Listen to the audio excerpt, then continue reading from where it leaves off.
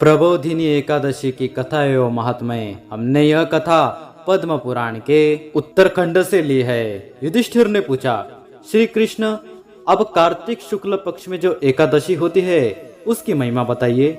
भगवान श्री कृष्ण बोले, राजन, कार्तिक के शुक्ल पक्ष में जो एकादशी होती है उसका जैसा वर्णन लोक स्रष्टा ब्रह्मा जी ने नारद जी से किया था वही मैं तुम्हें बतलाता हूँ। नारद जी ने कहा, पिताजी, जिसमें धर्म कर्म में प्रवृत्ति करने वाले भगवान गोविंद जागते हैं उस प्रबोधिनी एकादशी का महात्म्य बतलाइए।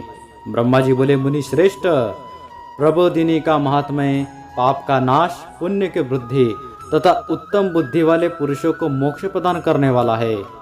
समुद्र से लेकर सरोवर तक जितने भी तीर्थ है वे सभी अपने महात्म्य की तभी तक गर्जना करते हैं जब तक कि कार्तिक मास में भगवान विष्णु की प्रबोधिनी तिथि नहीं आ जाती। प्रबोधिनी एकादशी के एक ही उपवास कर लेने से मनुष्य 1000 अश्वमेघ तथा 100 राजसूय यज्ञ का फल पा लेता है।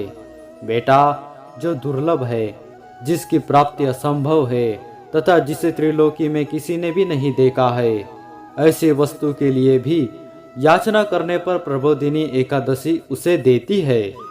भक्तिपूर्वक उपवास करने पर मनुष्य को हरिबोधिनी एकादशी ऐश्वर्य, संपत्ति, उत्तम बुद्धि, राज्य तथा सुख प्रदान करती है।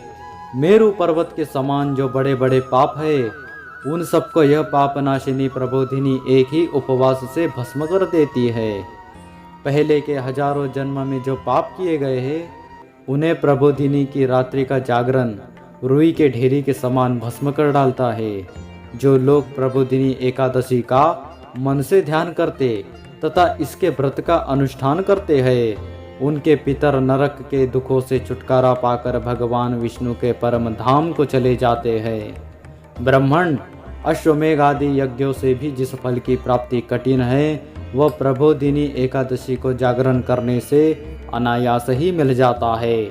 संपूर्ण तीर्थ में नहाकर सुवर्ण और पृथ्वी दान करने से जो फल मिलता है वह श्री हरि के निमित्त जागरण करने मात्र से मनुष्य प्राप्त कर लेता है। जैसे मनुष्य के लिए मृत्यु अनिवार्य है उसी प्रकार धन संपत्ति मात्र भी क्षणभंगुर है। ऐसा समझकर एकादशी का व्रत करना चाहिए। जो लोकों में जो कोई भी तीर्थ संभव है वे सब प्रबोधिनी एकादशी का व्रत करने वाले मनुष्य के घर में मौजूद रहते हैं। कार्तिक की हरिबोधिनी एकादशी पुत्र और पौत्र प्रदान करने वाली है। जो प्रबोधिनी को उपासना करता है वह ज्ञानी है, वह योगी है, वही तपस्वी और जितेंद्रिय है तथा उसी को भोग और मोक्ष की प्राप्ति होती है। बेटा, प्रबोधिनी एकादशी को भगवान विष्णु के उद्देश्य से मानव जो स्नान, दान, जप और होम करता है वह सब अक्षय होता है। जो मनुष्य उस तिथि को उपवास करके भगवान माधव की भक्तिपूर्वक पूजा करते हैं वे 100 जन्म के पापों से छुटकारा पा जाते हैं। इस व्रत के द्वारा देवेश्वर जनार्दन को संतुष्ट करके मनुष्य संपूर्ण दिशाओं को अपने तेज से प्रकाशित करता हुआ श्री हरि के वैकुंठ धाम को जाता है। प्रबोधिनी को पूजित होने पर भगवान गोविंद मनुष्य के बचपन, जवानी और बुढ़ापे में किए हुए 100 जन्मों के पापों को चाहे वे अधिक हो या कम धो डालते हैं। अतः सर्वथा प्रयत्न करके संपूर्ण मनोवंचित फलों को देने वाले देवादिदेव जनार्दन की उपासना करनी चाहिए। बेटा नारद, जो भगवान विष्णु के भजन में तत्पर होकर कार्तिक में पराय अन्न का त्याग करता है वह चांद्रायण व्रत का फल पाता है। जो प्रतिदिन शास्त्रीय चर्चा से मनोरंजन करते हुए कार्तिक मास व्यतीत करता है वो अपने संपूर्ण पापों को जला डालता और 10,000 यज्ञों का फल प्राप्त करता है। कार्तिक मास में शास्त्रीय कथा के कहने सुनने से भगवान मधुसूदन को जैसा संतोष होता है वैसा उन्हें यज्ञ, दान अथवा जप आदि से भी नहीं होता। जो शुभ कर्म परायण पुरुष कार्तिक मास में 1 या आधा श्लोक भी भगवान विष्णु की कथा बाँचते हैं उन्हें 100 गोदान का फल मिलता है। महामुने, कार्तिक में भगवान केशव के सामने शास्त्र का स्वाध्याय तथा श्रवण करना चाहिए। मुनि श्रेष्ठ, जो कार्तिक में कल्याण प्राप्ति के लोभ से श्री हरि की कथा का प्रबंध करता है वह अपनी 100 पीढ़ियों को तार देता है। जो मनुष्य सदा नियम पूर्वक कार्तिक मास में भगवान विष्णु की कथा सुनता है उसे सहस्त्र गोदान का फल मिलता है।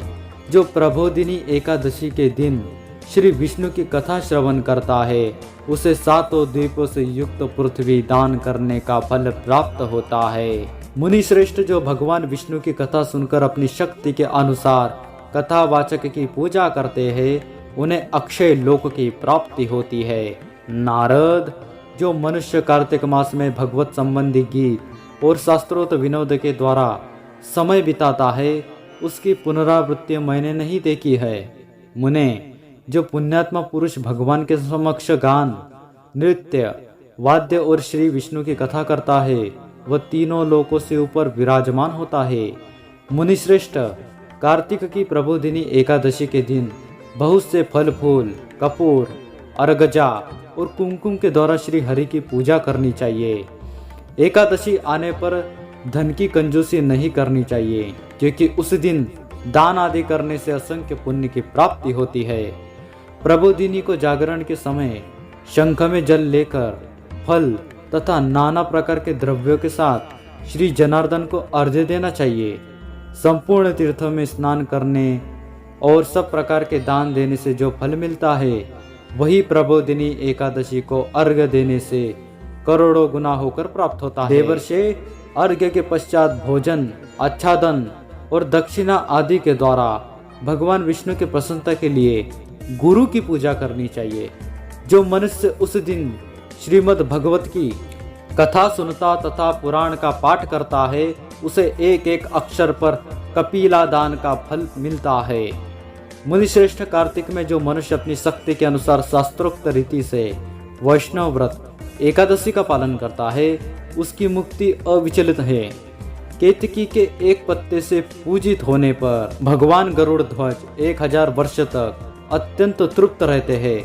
देवर्षि, जो अगस्त के फूल से भगवान जनार्दन की पूजा करता है उसके दर्शन मात्र से नरक की आग बुझ जाती है।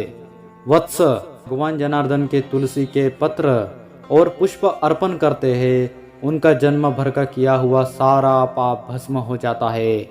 मुने, जो प्रतिदिन दर्शन, स्पर्श, ध्यान, नाम कीर्तन, स्तवन, अर्पण, सेचन, नित्य पूजन तथा नमस्कार के द्वारा तुलसी में 9 प्रकार की भक्ति करते हैं वे कोटि सहस्त्र युगों तक पुण्य का विस्तार करते हैं।